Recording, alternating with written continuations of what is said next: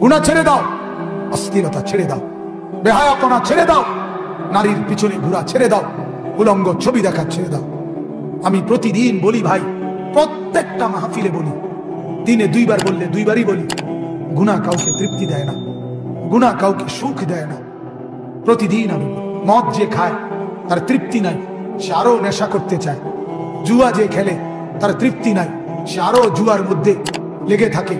নারীর ছবি উলঙ্গপনা, বেহায়া, জিনা, ব্যভিচার যে করে তার তৃপ্তি নাই, সে আরো নারীর জন্য পাগল হয়ে থাকে।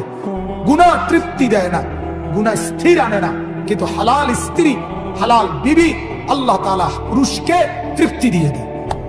হালাল টাকা তৃপ্তি দিয়ে দেয়, হালাল উপার্জন সুখ এনে দেয়।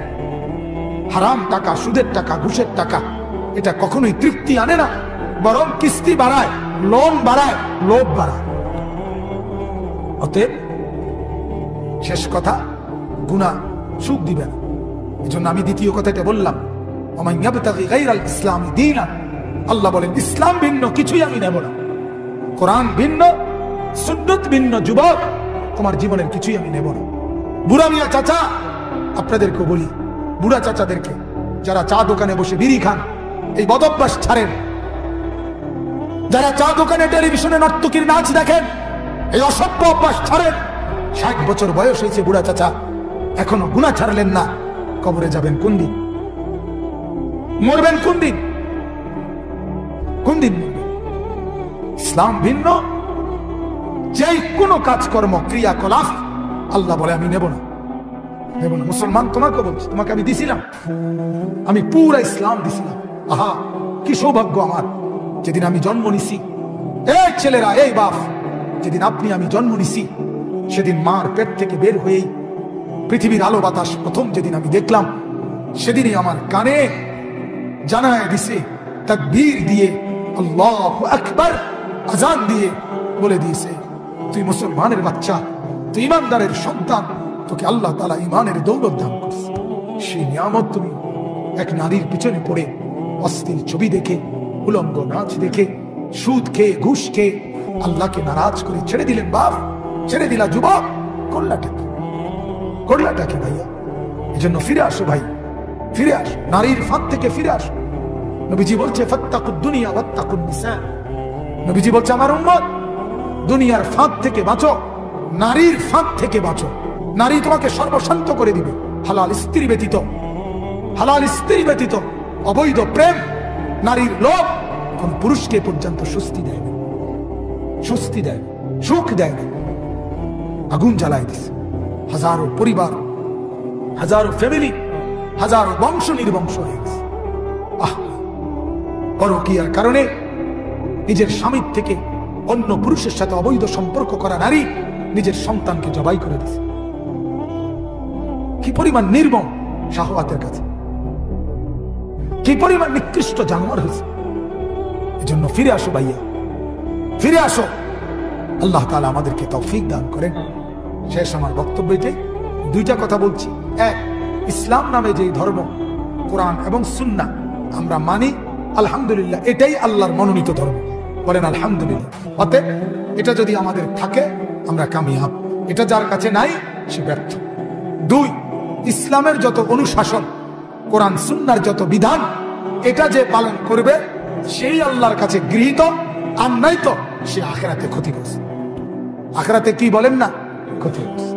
আল্লাহ নবী এটাই বলছেন, বুনিয়াল ইসলাম আলা খামস, ইসলাম 5টি জিনিসের নাম। আল্লাহর উপরে শাহাদাত, রাসূলের শাহাদাত, 5 ওয়াক্ত নামাজ, বছর শেষে যাকাত, সামর্থ্য হলে হজ, এবং আল্লাহ তাআলার দেওয়া রমজান মাসের রোজা। নবীজি বলছেন এগুলোকে ইসলাম বলে। অতএব এগুলো আমরাই পালন করি, আমাদের ধর্মেই, অন্য কারো কাছে এগুলো নাই। অতএব ইসলাম আমাদেরটাই, কোরআনওয়ালা যেটা, সুন্নাহওয়ালা যেটা। আলহামদুলিল্লাহ, এখন আমাদের কাছে সব স্পেশালটা আছে। 1 নাম্বারটা আমগো কাছেই আছে। আমাদের আল্লাহ আমরা সঠিকভাবে চিনি, আমাদের রাসূল আমরা সঠিকভাবে চিনি, আমাদের কিতাব আমরা সঠিকটাই আছে, আমাদের সুন্নাত সঠিকটাই আছে। এবার যদি বন্দেগী সঠিক হয়, ইনশাআল্লাহ আমাদের গন্তব্য জান্নাত। আমার বাপ স্রোতের মতো, স্রোতের মতো আমরা আমাদের সন্তানদেরকে ভাষায় দিলাম, ভাষায় দিলাম। আহা, আমার বড় ভাই একবার ক্লাস 8-এ পড়ার সময়, আমার মা বলছে, ক্লাস 8-এ পড়ার সময় বন্ধুদের সাথে একবার 1.5 মাস পড়ালেখা বন্ধ রাখছে, দুষ্টামি করে পড়ে নাই, মাদ্রাসায় পড়তো। আমার মা বলছে, গফুত আমি একটানা 1.5 মাস, আল্লাহর কসম ফুত, আমি রাত সারাটা রাত সেজদার মধ্যে পড়ে শুধু কাঁদছি আর কাঁদছি যে হায় মাওলা, আমার প্রথম সন্তান যদি বরবাদ হয়ে যায় তো আমার বংশই শেষ হয়ে যাবে। মা বলছে 1.5 মাস পরে কয় তোর বড় ভাই আইসা মার কাছে একদিন বলছে, মা আমি নোয়াখালী লক্ষ্মীপুর দূরে, অনেক দূরে, মা আমি ওইখানে পড়তে যাব। এরপরে যে গেছে মাদ্রাসায়, এরপরে আর কোনোদিন উলট পালট হয় নাই, বাংলাদেশের একজন শ্রেষ্ঠ আলেমে দ্বীন হয়েছে আলহাজ হযরত মাওলানা মাহবুবুর রহমান আশরাফি। আমার বড় ভাই টাইটেলে কামেলে ধামতি আলিয়া মাদ্রাসা থেকে সারা বাংলাদেশে 1 নাম্বার স্টুডেন্ট। তো আমি বলার উদ্দেশ্য হলো মার চোখের পানি, মার চোখের পানি। বড় পীর আব্দুল কাদের জিলানী রহমাতুল্লাহ আলাইহি মার চোখের পানি, কথা বলেন না, কার চোখের পানি? 10 বছরের সন্তানকে মা যেদিন বুঝায় দিছে সন্তান আমার জান চলে যাবে, মিথ্যা বলবা না, সেই সন্তানের বরকতে, সন্তান নিজেও মার বরকতে, সন্তানও আল্লাহর ওলি হইছে, ওই 10 বছরের সন্তানের উসিলায় ওই জামানার ডাকাতরাও আল্লাহর ওলি হয়ে গেছে। এটা কার শিক্ষা ছিল? মার বরকত। ইমাম বুখারী রহমাতুল্লাহ আলাইহি 8 বছর বয়সে ইমাম বুখারী হঠাৎ জন্মসূত্রে না, পরবর্তীতে 8 বছর বয়সে অন্ধ হয়ে গেছে। সব ওলামায়ে কেরাম জানে এই ঘটনা, সমস্ত কিতাবে আছে। 8 বছর বয়সে যখন অন্ধ হয়ে গেছে, চোখে দেখে না, কিতাবে আছে ওনার আম্মা, ইমাম বুখারীর বাবা ছিল না, জন্মের আগেই বাবা মারা গেছে। তো ইমাম বুখারী রহমাতুল্লাহর নাম হলো মুহাম্মদ, ওনার বাবার নাম আব্দুল্লাহ। ঠিক আমাদের নবীর নাম যেমন, নবীর বাবার নাম যেমন, এবং নবীর বাবাও যেমন জন্মের আগে ইন্তেকাল করছে, ওনার বাবাও। তো যখন অন্ধ হয়ে গেছে, ইমাম বুখারীর মা, কিতাবে আছে, একটানা 2-3 মাস কিংবা 1.5 মাস লাগাতার শুধু চোখের পানি ফেলে কাঁদছে। চোখের পানির বড় দাম বাজান, আল্লাহর কসম, মুখের হাসির চাইতে চোখের পানির বড় দাম। গোটা পৃথিবী ভরা সব হাসি, 1 ফোঁটা চোখের পানির দাম অনেক বেশি। তো মায়ের চোখের পানি, মা বলছে, আল্লাহ আমার স্বামী নাই, আমার একমাত্র প্রথম সন্তান, আমার স্বামীর আমানত, আমার এই সন্তানকে তো আমি বড় আলেম বানাবো, মুহাদ্দিস বানাবো, হাদিস পড়বে, জামানারা বড় আলেম হবে। আল্লাহ আপনি তার চোখের আলো নিয়ে গেলেন, তাহলে আমার সন্তানটা আলেম হবে কেমনে, হাদিস পড়বে কেমনে রব্বুল আলামিন? কিতাবে স্পষ্ট আছে। একদিন রাত গভীরে এই কাঁদতে কাঁদতে ইমাম বুখারীর মা ঘুমায় গেছেন, স্বপ্নে সরাসরি সাইয়্যিদুনা ইব্রাহিম আলাইহিস সালাম, ইব্রাহিম নবী ওই মাকে স্বপ্নে দেখাইছে, মা তোর চোখের পানির বরকতে আল্লাহ তাআলা তোর সন্তানের চোখের আলো ফিরাই দিছে। সকালবেলা আপনি যে কোনো আলেমকে জিজ্ঞাসা করেন, সকালবেলা ইমাম বুখারী চোখ মেলে বলতেছে, মা আমি তো জগৎ দেখি, মা আমি সব দেখি।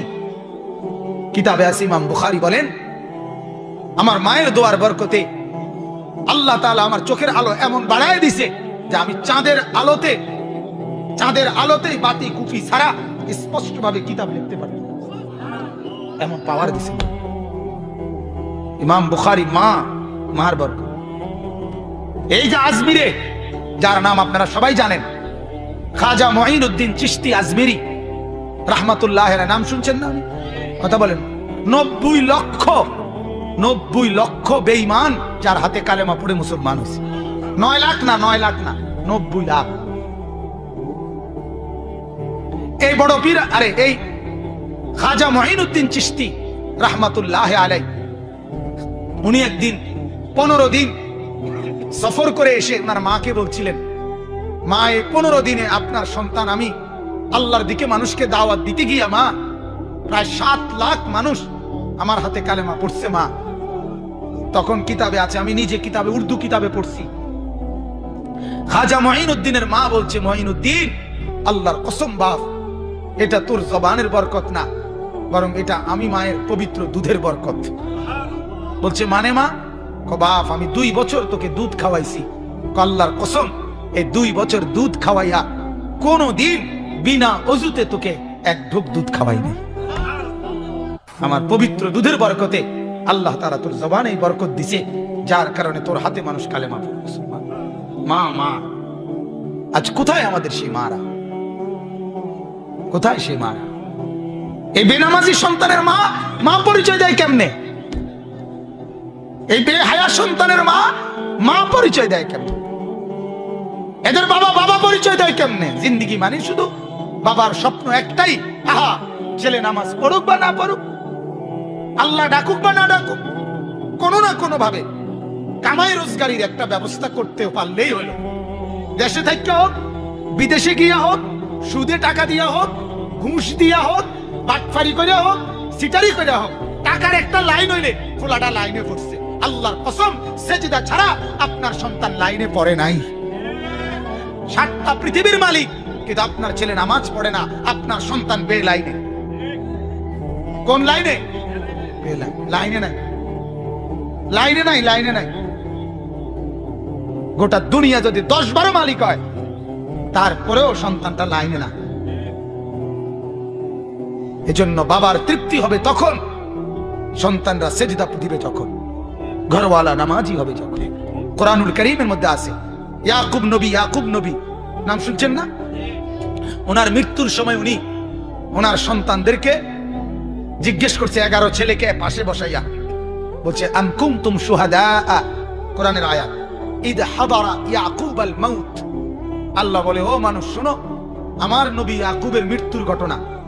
যখন তার মৃত্যুর সময় আসলো, ইদ ক্বালা লিবানিহি, তিনি তার সন্তানদেরকে একত্রিত করে বললেন যে মা তা'বুদুনা মিন বাদি, আমার বাবা আমি দুনিয়া থেকে বিদায় নিচ্ছি, ও আমার সন্তানেরা আমি জানতে চাই মৃত্যুর পূর্বে তোমরা ইবাদত করবে আমার পরে কার, এটা জানতে চাচ্ছি।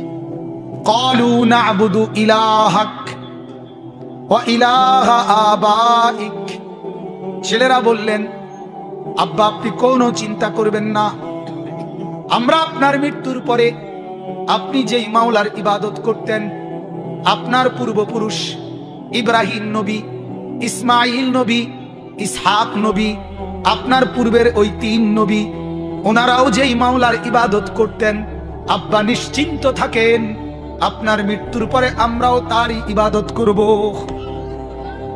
কোরআনের আয়াত। ইয়াকুব নবী বলেন, বাবা তাইলে আমি আমার মালিকের কাছে যাচ্ছি, আর কোনো আমার চিন্তা নাই।